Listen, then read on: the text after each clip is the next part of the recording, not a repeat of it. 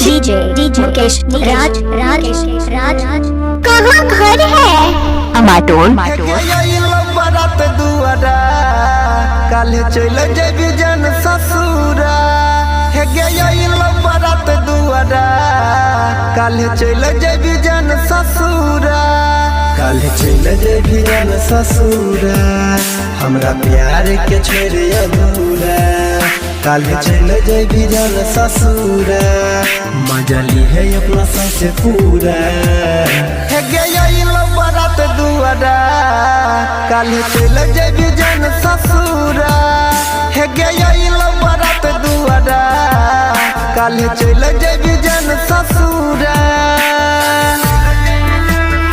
आपका नाम क्या है? और आपका? DJ Mukesh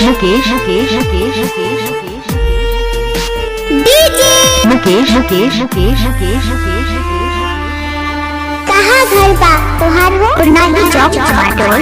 mobile number 9021676653। Music by Dhruv Gupta.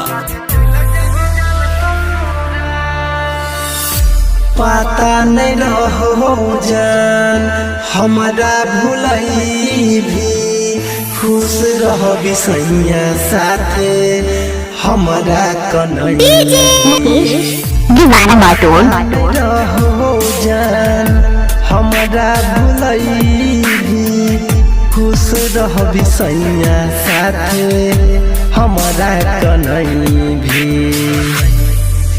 ओकरे नाम के लगैबे सिंदूरा जियते जी मर हमारा ओकरे नाम के लगैबे सिंदूरा जियते जी मर हमारा हे गइल बारात दुआरा काले चल जेबी जन ससुरा हे गइल बारात दुआरा काले चल जेबी जन ससुरा।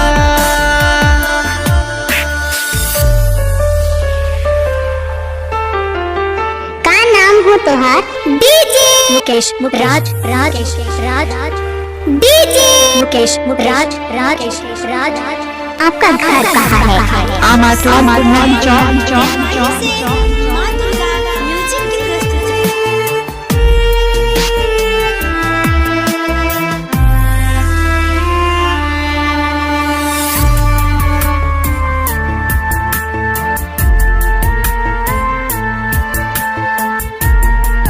Music by Dhruv Gupta.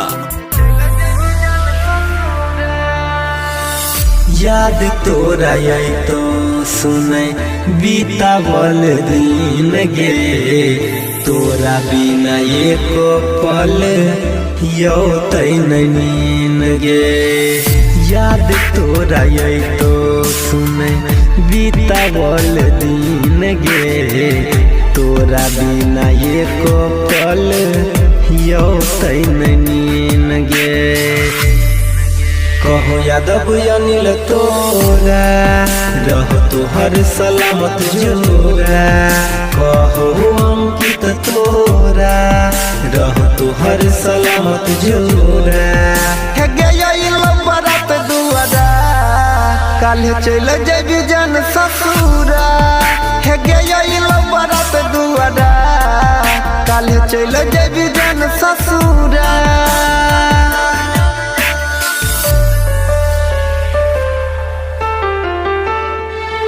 Hello के बजे छी? डीजे मुकेश कहाँ घर बा तुहार हो? अमाटोल।